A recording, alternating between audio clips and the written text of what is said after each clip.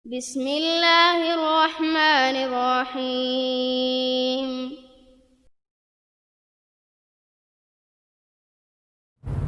Ibrahim Al-Khawas atau Al-Imam Ibrahim Al-Khawas, ulama terkemuka pada zamannya rahimahullahu ta'ala, memberikan resep kepada kita tentang obat hati yang sakit.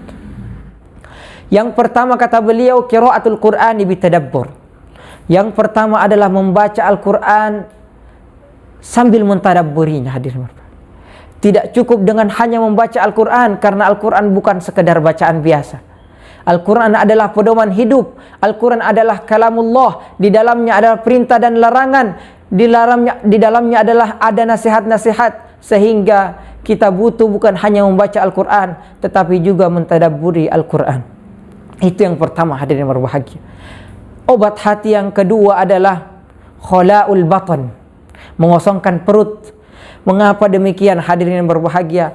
Orang yang sering kenyang biasanya hanya memikirkan syahwat, biasanya hanya memikirkan uang, biasanya hanya memikirkan keburukan-keburukan. Sehingga obat dari penyakit hati ini adalah sering-sering mengosongkan perut, sering-sering berpuasa, hadirin yang berbahagia. Kemudian obat yang ketiga adalah qiyamul lail, menghidupkan malam dengan ibadah-ibadah. Rasulullah sallallahu alaihi wasallam menegaskan kepada kita menghidupkan malam dengan ibadah-ibadah. Man qama ramadhana imanan wa ihtisaban ghufira lahu ma taqaddama min dhanbihi. Barang siapa yang menghidupkan malam dengan ibadah-ibadah, karena iman dan mengharapkan pahala ganjaran dari Allah Subhanahu wa taala, ghufira lahu ma taqaddama min dhanbihi. Niscaya Allah Subhanahu wa taala mengampunkan dosa-dosanya. Kemudian yang keempat adalah wat tadarru' inda sahar. Yang keempat adalah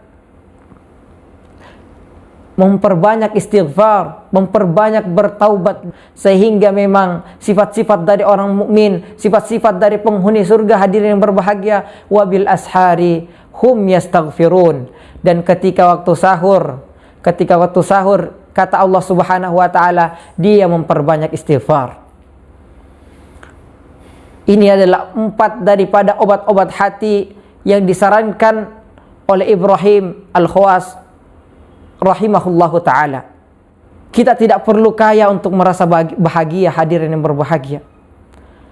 Kita tidak perlu bertahta tinggi, berpangkat tinggi untuk merasakan kebahagiaan, hadirin yang berbahagia. Rasulullah sallallahu alaihi wasallam mengingatkan kepada kita bagaimana agar kita bahagia. Rasulullah sallallahu alaihi wasallam bersabda, "Unzuru ila man huwa asfala minkum wala tanzuru ila man huwa fawqakum." Lihatlah ke bawah kalian, orang-orang yang di bawah kalian, wala tanzuru ila man huwa fawqakum, dan jangan lihat ke atas kalian, fahuwa ajdaru alla tazdaru ni'matallahi alaikum. Karena itu insyaallah dapat membuat kalian bersyukur atas nikmat-nikmat yang Allah Subhanahu wa taala berikan, dapat membuat kalian tidak meremehkan nikmat-nikmat, karunia-karunia yang Allah Subhanahu wa taala berikan kepada kalian. Sehingganya hadirin yang berbahagia, tidak perlu kaya untuk bahagia, karena orang kaya juga belum tentu merasa cukup.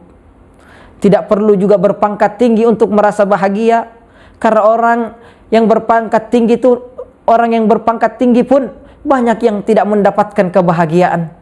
Cukup dengan mensyukuri nikmat Allah Subhanahu wa taala, di sanalah kebahagiaan itu.